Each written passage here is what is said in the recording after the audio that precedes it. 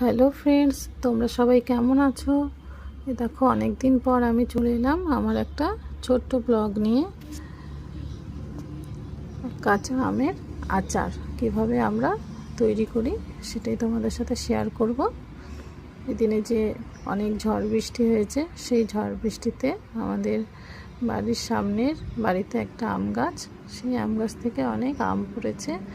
সেটা আমার মা আর আমার বোনের ছেলে দুজনে মিলে বৃষ্টিতে ভিজে ভিজে খুব আনন্দ করে আম কুড়িয়েছে। সেই আমেরই আচার কীভাবে তৈরি করেছি সেটাই তোমাদের সাথে তুলে ধরবো। এই দেখো, খুব আনন্দ করে এরা আম কুড়িয়েছে। সমস্ত আমগুলোকে জল ঝরিয়ে ভালো করে ধুয়ে ভালো করে জল ঝরিয়ে আমার মা ডুমো ডুমো করে কেটে রোদে শুকিয়েছে।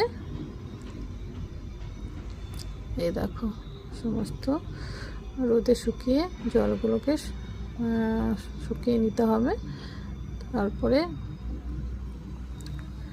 মশলাগুলো এর মধ্যে অ্যাড করতে হবে। মশলাগুলো সমস্ত আমার মেয়ে করে দিয়েছে। ও খুব ভালো জানে কিভাবে কোন মশলাটা কতটা পরিমাণ দিলে ভালো হবে, সেটা ওই করে। এই দেখো, এর মধ্যে জিরে, ধনে, মৌরি, সর্ষে, পাঁচফোড়ন, মেথি আর শুকনো লঙ্কা সমস্ত মশলা দেওয়া আছে।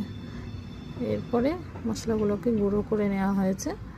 তারপরে এই দেখো, এই শুকনো করে নেওয়া আমগুলোর মধ্যে পরিমাণ মতন নুন, পরিমাণ মতন হলুদ দিয়ে আর কাঁচা তেল আর যে গুঁড়ো করে নেওয়া মশলাগুলো সমস্ত দিয়ে এর মধ্যে ভালো করে নেড়ে চেড়ে নিতে হবে। কমসে কম 3 থেকে 4 দিন এই আমটাকে ভালো করে রোদে শুকাতে হবে।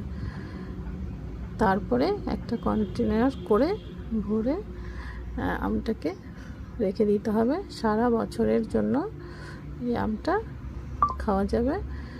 এই দেখো, এই 2 জায়গায় করা হয়েছে।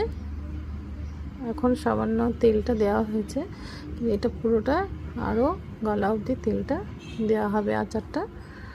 তোমাদের কেমন লেগেছে? এটা আমার মেয়ের বানানো আচার, তোমরা অবশ্যই বলবে। আর যদি পুরো ভিডিওটা তোমরা দেখতে চাও তাহলে আমাকে জানাবে, আমি অবশ্যই পুরোটা দেওয়ার চেষ্টা করব।